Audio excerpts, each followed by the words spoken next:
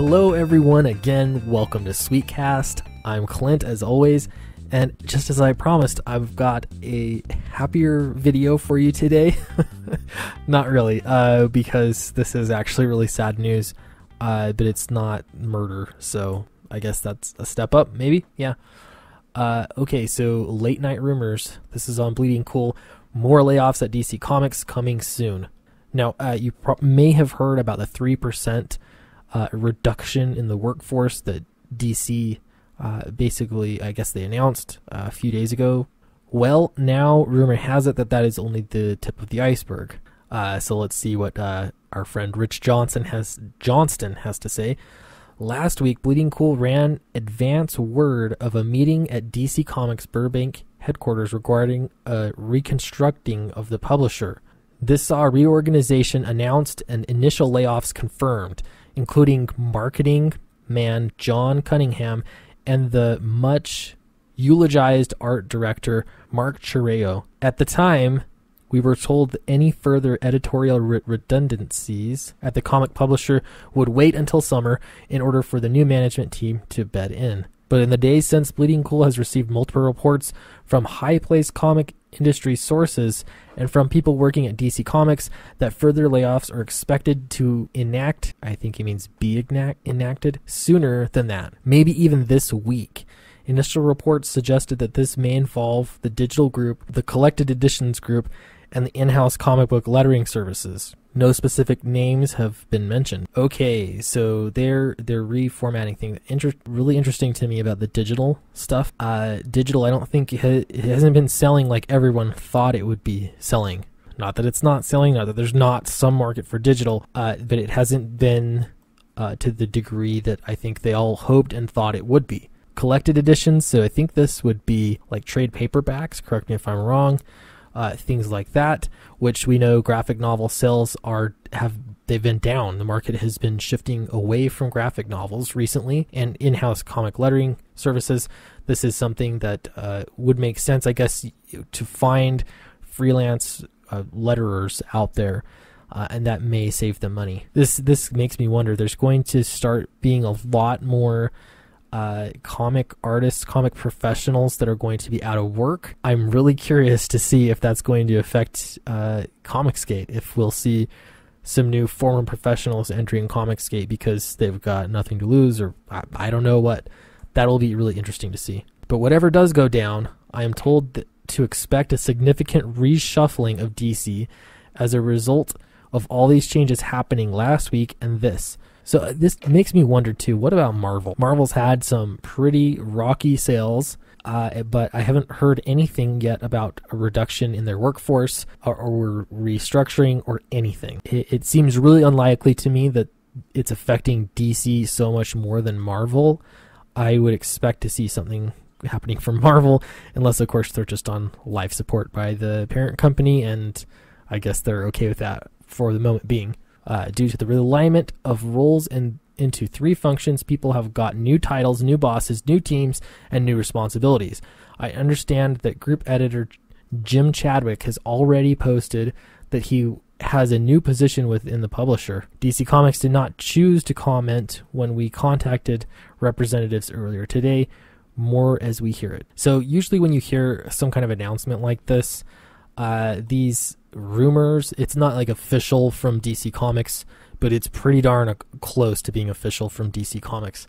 That's how a lot of companies work, corporations, and even the government sometimes. They'll leak information, leak it in quotation marks. Somebody is, I guess, I don't know, it's maybe like a soft launch. If it comes out as a rumor first, it's just a public relations technique. So I do expect that there will certainly be more layoffs. I believe this is probably true. So I don't know. I wonder how this is going to affect comics, especially for DC. I think ultimately it's a good thing to be restructuring if the market is shrinking, or if you're losing sales. That's a healthy thing for any business to do. Why isn't Marvel doing it? I don't know. Like, what are your thoughts? And I'm going to shift gears here just a little bit to talk about Comicsgate, because the focus seems to be moving away from these big publishers I think that they all know that things are changing for them. In the meantime, this is the time for indie comics. It really is. So phase 2 Comicsgate, I have got a book coming out. I've really got to settle on a letterist, and I just mocked up this cover for fun, and we'll get a real letterist to do this better than I did. But my book Downcast, I've been looking at some art. I'll show you a little bit more here while I'm at it. Really exciting. It's about a brother and sister team. You know, they're underclass, and they get a piece of the sun in a floating city. And this sun, the piece of the sun, basically controls everything. So they suddenly find themselves with a lot of power. So if you're interested in being in the loop with Downcast and hearing about it as soon as it gets on Indiegogo, the link in the description below for this mailing list is there, and that's really the best way to hear about it. I promise I won't spam you. It's just so you can hear about it first, and then I get a good idea of what the interest level is. So I'm going to show you, these are just some rough sketches. I showed, oh man, this was maybe almost a month ago, I showed some artwork for the Cultist in a live stream, and as we got looking at them, Nacho, Lazaro, and myself, we kind of thought that they looked a little too much like KKK members, and that wasn't the look that we wanted or the feel. So I talked to him a little bit about it. He got excited and did these are just rough sketches, some artwork for the cult members, and it's so fitting because they're in a flying city. There's parachutes involved, things like that. So they're in these jumpsuits, but they still have like the cult mask. These are the people that worship the goddess of the stratosphere. So pretty cool. That piece of the sun, it's all mythology. This is just, again, a really rough sketch of some ideas that he had. So this is the orb, we've been calling it in the script, and this is basically what controls the city. Controls gravity, heat, temperature, wind, the weather, all sorts of stuff like that. So that was pretty cool. And last but not least, because we're in a flying city, Nacho had a lot of fun designing some flying cars, and we wanted to go flying vehicles. This is the, I guess, like jet bike that Joe rides, and I really liked the look because we're trying to merge old school technology meets new technologies. So this is a retro futuristic kind of book. So this is what he came up with. Really cool stuff. It's awesome to see an artist, like, you give him some leeway, let him be creative, and seeing the stuff that he comes up with is really fun. So if you're losing confidence in Marvel and DC, I also wanted to highlight 2 artists on Indiegogo right now. These are Comicsgate artists. They've worked really hard. This particular one by Crystal McGee, it's called The Good Night, Nightmare Realm #1, and this comic art is very unique. It is certainly nightmare fuel. The artwork's pretty cool.